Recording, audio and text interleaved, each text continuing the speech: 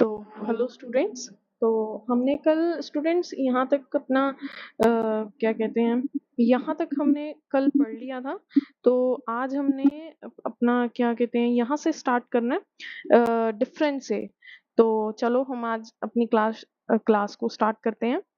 तो difference, micro और macro में डिफरेंस क्या क्या है वो हम आज पढ़ते हैं पहले। तो होप आपको कल की क्लास आपने सबने देखी होगी। तो micro economic studies, economic problems at the level of individual and an individual firm and individual household और एन इंडिविजुअल कंज्यूमर, मतलब ये स्टडी करते हैं इसमें हम लोग माइक्रो इकोनॉमिक्स में एट ए इंडिविजुअल लेवल। ठीक है। मतलब कि आपने बस यही ध्यान रखना है कि हम इंडिविजुअल लेवल पे स्टडी करते हैं इसमें।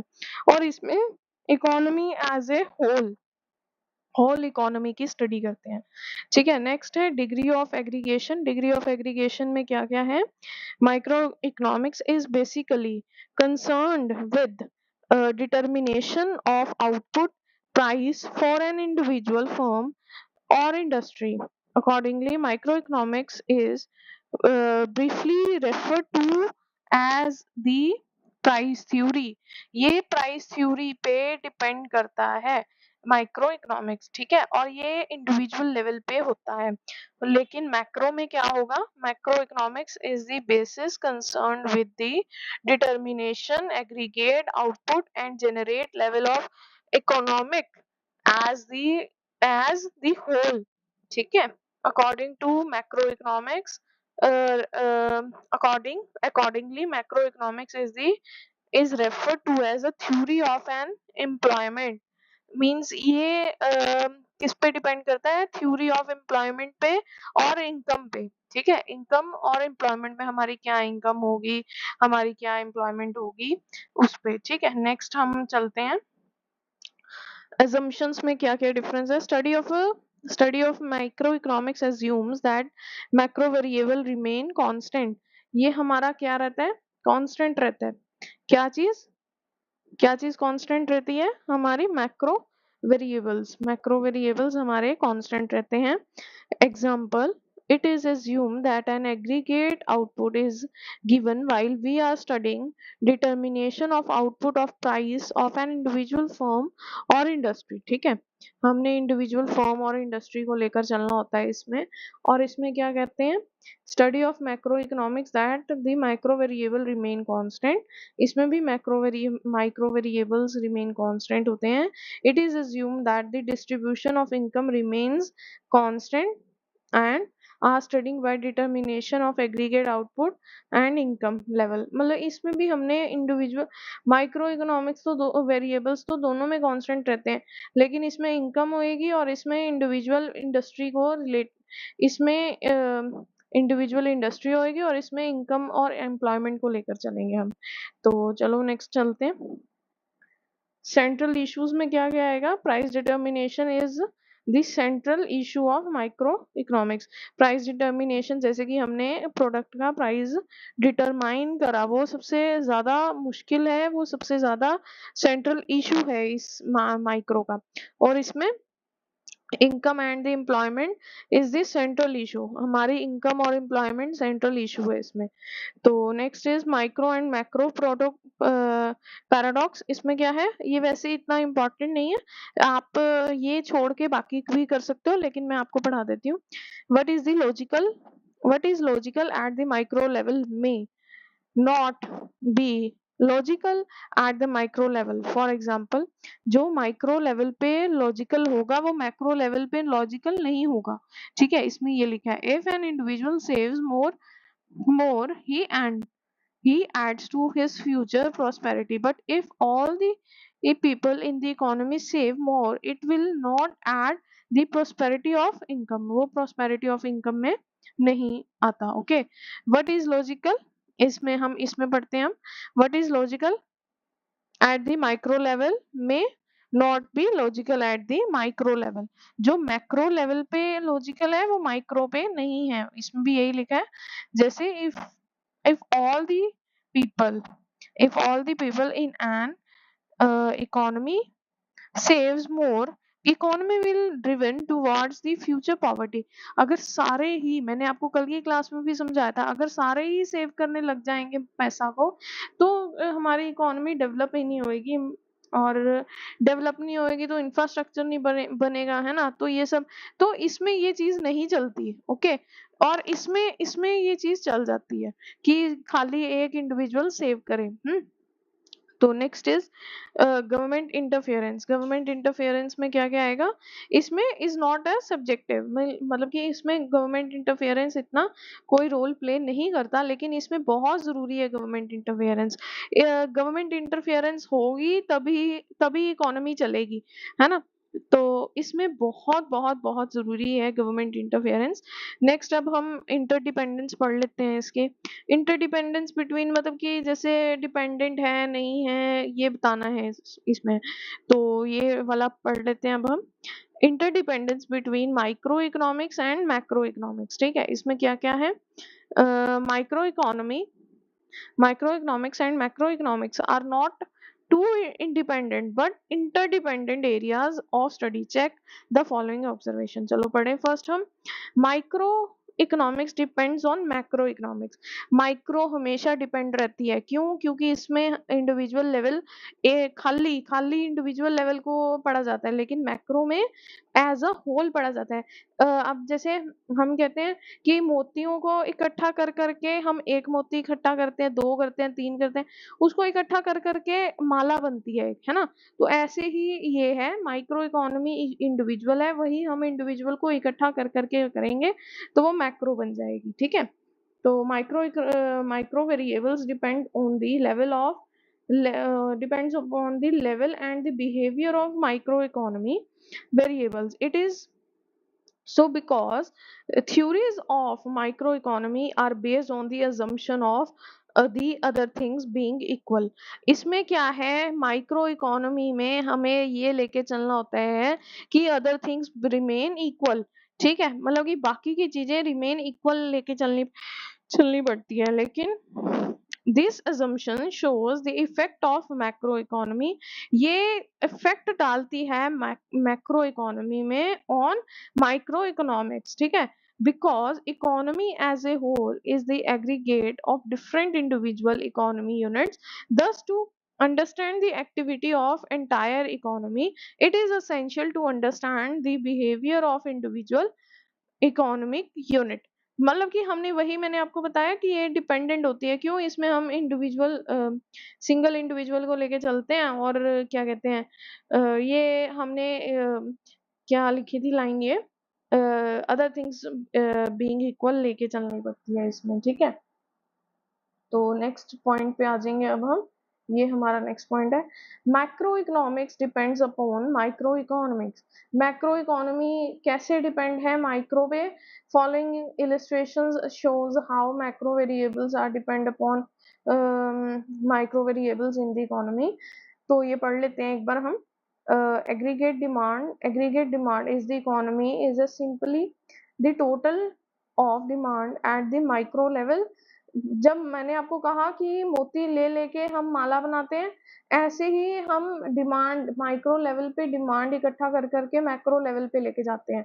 और एज और in the sum total of the demand for all the goods and services is equal. सारे गुड्स और सर्विसेज इक्वल हम इसमें लेके चलते हैं, ठीक है। उसके बाद नेक्स्ट पॉइंट है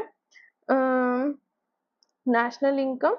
national income is the same, is the sum of total of factor income at a economy level, micro level, sorry, micro level पे हम लेके चलेंगे इनकम को, तो वो नेशनल इनकम इकट्ठी, मतलब कि सभी इंडिविजुअल्स को लेके चलेंगे तो वो बहुत सारे इंडिविजुअल्स इकट्ठा होके मैक्रो लेवल पे बन जाएंगे, ठीक है। इसमें ये लिखा है। नेक्स्ट हम चलते हैं, हम ये अपना नेक्स्ट टॉपिक है हमारा, एक second. Four major sectors of macro economics. Macro economics के फोर मेजर सेक्टर्स कौन कौन से हैं? पहला product sector, sorry producer sector, then household sector, then government sector, then rest of the world sector. चलो तो हम पहला ये पढ़ते हैं, प्रोड्यूसर सेक्टर। इसमें क्या है, producer sector engaged in the production of goods and services. This sector buy hires factor of production, land, labor, capital, entrepreneurship from the household sector. This sector produce goods and services by using factor inputs as well as non-factor inputs. Producer sector mainly क्या होता है? Producer क्या करता है? Mainly वो produce करता है चीजें, है ना? तो इन्होंने यही लिखा है कि वो गुड्स और सर्विसेज को प्रोड्यूस करता है। क्या क्या लेके? इनपुट्स लेके, फैक्टर इनपुट्स लेके, रॉ मटेरियल्स लेके, ये सब करता है। And sold this goods and services to the household sector and fulfill the human needs। और वो उसको सेल कर देता है, तो वो सेल करने के बाद क्या बन जाता, क्या करता है वो? ह्यूमन, हम लोग जैसे ह्यूमन बॉडीज होती हैं या ह्यूमन बींग्स होते हैं, वो उसको जाके परचेज करते हैं, ठीक है ना, और अपनी नीड्स को फुलफिल करते हैं। Next, house hold sector. House hold sector क्या करता है? household consumes goods and services produced by the producer sector। ये प्रोड्यूस करेगा तभी हम उसको यूज करेंगे, ठीक है? ये प्रोड्यूस करेगा तभी हम उसको यूज करेंगे, ठीक है? जब तक ये प्रोड्यूस नहीं करेगा सेक्टर, तब तक हम उस चीज को यूज नहीं कर सकते। तो इसमें क्या लिखा है? Consumers house hold consumer good consumes goods and services produced by the producer sector. These sector contribute the production of the goods and services, providing factor inputs and receive factor income as reward of their factor services। ये क्या कहते हैं कि इनको क्या कहते हैं? वो हमें ये हमें इनकम देते हैं, प्रोड्यूसर सेक्टर हमें इनकम देते, सॉरी, हमें प्रोडक्ट्स देते हैं, बदले में हम इनको इनकम जनरेट करके देते हैं, ठीक है? जैसे कि आपने मेरे को क्या आपने मेरे को एक पेन दिया, तो बदले में मैंने उसको पेन को परचेज किया, 5 रुपीज का वो पेन था, बदले में मैंने आपको 5 रुपीज दिए, ठीक है? तो ये इसका एक छोटा सा एग्जांपल आप लेके चलो। तो next is government sector. Government sector का क्या रोल प्ले होता है? Government sector receives income from the household sector in the form of direct taxes and from producer sector in the form of indirect taxes। ठीक है? क्या कहते हैं? Direct taxes. Government sector receives, दोबारा से पढ़ते हैं, government sector receives income from house hold sector. ये इससे इनकम लेते हैं, इससे इनकम लेते हैं, इससे इनकम लेते हैं, और क्या करते हैं? किस बेसिस पे इनकम लेते हैं? डायरेक्ट टैक्सेस के रूप में। And from producer sector to form indirect taxes. यहाँ से तो वो डायरेक्ट टैक्सेस लेंगे, लेकिन यहाँ से वो इनडायरेक्ट टैक्सेस लेंगे, ठीक है? Sector provides subsidies and to producer sector. Government क्या करती है? गवर्नमेंट इनको क्या करती है? सब्सिडीज प्रोवाइड करती है, ठीक है? सब्सिडीज जैसे मतलब कि सब्सिडीज में क्या होता है? उनका बेनिफिट होता है, उनको क्या कहते हैं, बिजनेस चलाने में हेल्प करती है, ये सब चीजें उनको पैसा प्रोवाइड करती है। And house hold sector in the form of old age pension, scholarships etcetera, ये सब करके गवर्नमेंट सेक्टर हेल्प करती है। उसके बाद हम नेक्स्ट पढ़ रहे हैं रेस्ट ऑफ द वर्ल्ड। बाकी इन तीनों को छोड़ के जो सारा वर्ल्ड है, इसमें क्या आएगा? Rest of the world sector includes foreign demand, domestic goods export and domestic demand for foreign goods imports। Rest of the world sector is linked to the producer sector, and goods and services exported to the foreign countries is abstract from the producer sector। Goods and services imported from the rest of the world addition. मतलब कि ये क्या करती है? Goods और import export, ये सब ये चीजें इसमें आ जाती हैं, ठीक है? तो ये हमारा रेस्ट ऑफ द वर्ल्ड में आ गया। उसके बाद कैपिटलिस्टिक इकोनॉमी क्या होती है? कैपिटलिस्टिक इकोनॉमी में क्या क्या आता है? Capitalistic economy are those economy, ये हम लास्ट टॉपिक है हमारा कैपिटलिस्टिक इकोनॉमी का। तो थोड़ा सा मैं आपको इसके बारे में इंफॉर्मेशन दे दूंगी, बाकी हम कल इसको सारा पढ़ेंगे, ओके? तो कैपिटलिस्टिक इकोनॉमी में क्या होता है? Capitalistic economy are those economy which economic activities are left to play of the market forces produce are free to produce producers are free to produce those goods and services which are highly demanded, so that they are able to maximize their profit। Likewise, consumers are free to buy goods and services in the accordance with their choice and preference. मतलब कि क्या है? Consumers को बहुत सारी varieties बन गई, consumer पूरा मतलब कि फ्री है उस चीज़ को परचेज़ करने में, अपनी चॉइस को, प्रेफ़रेंस को, क्या मुझे चाहिए, क्या नहीं, इस प्रोडक्ट को छोड़ के पहले मैं वो वाला प्रोडक्ट यूज़ करके देखती हूँ या देखता हूँ ऐसे। So that they are able to maximize their satisfaction. अब जैसे कोई अच्छा प्रोडक्ट उन्होंने प्रोड्यूस किया, मैंने जाके वो खरीद लिया, वो मेरी सैटिस्फैक्शन को पूरा मैच करता है, ठीक है? उसने मेरे को बहुत अच्छे रिज़ल्ट्स दिए, तो इसको हम मैक्सिमाइज़ देयर सैटिस्फैक्शन बोलते हैं, ठीक है? There are no interference by the government regarding what and how much to produce and what और हाउ मच टू कंज़्यूम। इसमें गवर्नमेंट कोई रोल प्ले नहीं करती कि कितना हमने प्रोडक्ट बनाया है और कितना कंज्यूमर वो प्रोडक्ट कंज्यूम कर रहा है, ठीक है?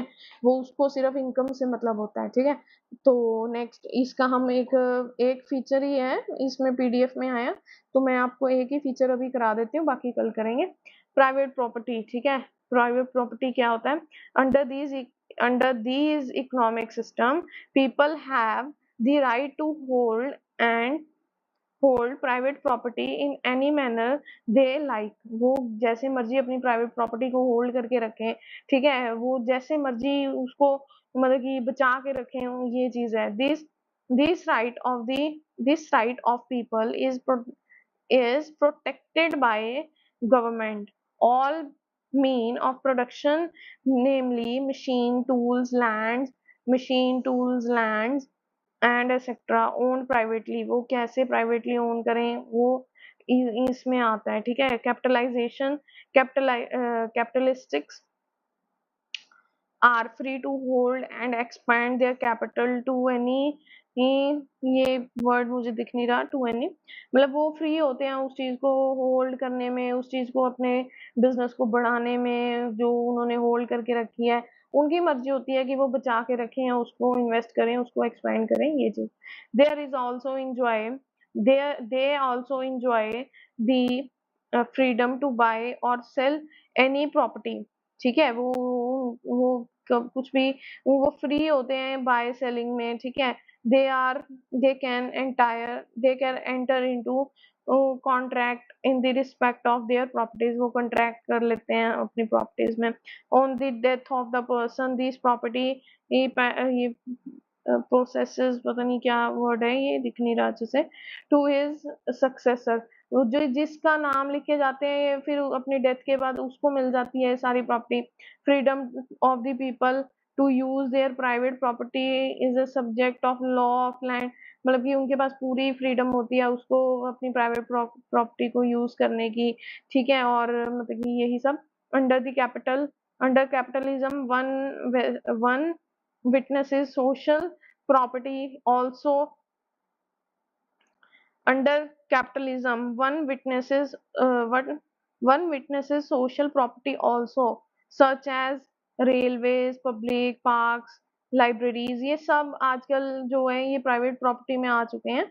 तो ये इनको पूरा राइट होता है कि वो उसको और बढ़ाएं, अगर उनको उससे प्रॉफिट हो रहा है तो वो उसको और बढ़ाते हैं, अगर लॉस हो रहा है तो वो उसको होल्ड करके रखते हैं या उसको सेल कर देते हैं किसी और को। तो मतलब कि ये आता है, ठीक है? कैपिटलिस्टिक इकोनॉमी मेनली कैपिटल से बनी है कि हमने चीज़ों को इन्वेस्ट करना है, होल्ड करना है, अपनी कैपिटल को और बढ़ाना है, नहीं बढ़ाना है, ये सब आता है, ठीक है? तो स्टूडेंट्स इसके बाद एक पॉइंट शायद मेरा और रह गया है, तो वो हम कल की क्लास में करेंगे। कल हमने वो कंप्लीट करके अपना नेक्स्ट चैप्टर शुरू कर देना है। तो thank you so much, bye-bye. इसको ज़रूर वीडियो को देखो, पढ़ो और जो डाउट्स आएँ वो मेरे से कमेंट में पूछो, ठीक है? मैं आपको जवाब रिप्लाई ज़रूर दूँगी और आपका डाउट क्लियर करूँगी, ठीक है? बाय बाय स्टूडेंट्स, पढ़ो अच्छे से।